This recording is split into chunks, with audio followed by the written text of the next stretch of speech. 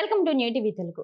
Pushpa 2 cinema benefit show సందర్భంగా సంధ్య theatre వద్ద తొక్కిసలాట జరిగి ఓ మహిళ చనిపోయిన విషయం తెలిసిందే. ఈ ఘటనపై సీరియస్ అయిన తెలంగాణ ప్రభుత్వం రాష్ట్రంలో ఇకపై బెనిఫిట్ షోలకు అనుమతినివ్వబోమని ప్రకటించింది. ఘటనపై అల్లు అర్జున్ స్పందిస్తూ మృతురాలి కుటుంబానికి సంతాపం వ్యక్తం చేయడంతో పాటు 25 లక్షల రూపాయలు అందజేస్తానని వెల్లడించారు. సంధ్య థియేటర్ వద్ద తొక్కిసలాట ఘటనపై ప్రముఖ దర్శకుడు రామ్ గోపాల్ వర్మ తాజాగా స్పందించారు.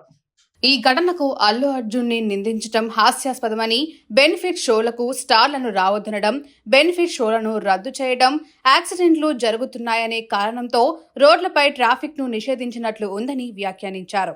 భారీ సంఖ్యలో జనం గుమిగూడిన సందర్భాలలో తొక్కిసలాటలు జరగడం సాధారణమేనని, సంధ్యా థియేటర్ వద్ద జరిగిన తొక్కిసలాట మొదటిది కాదని చెప్పారు.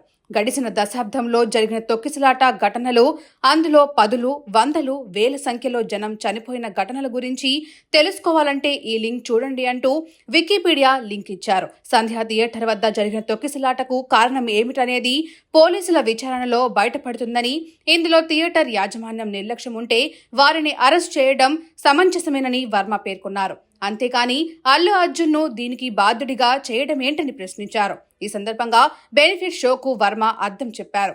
గతంలో ప్రకృతి వైపరీత్యాలు జరిగినప్పుడో మరేదైనా కారణంతో విరాళాలు అందించేందుకో ప్రత్యేకంగా షోలు ప్రదర్శించేవారని చెప్పారు.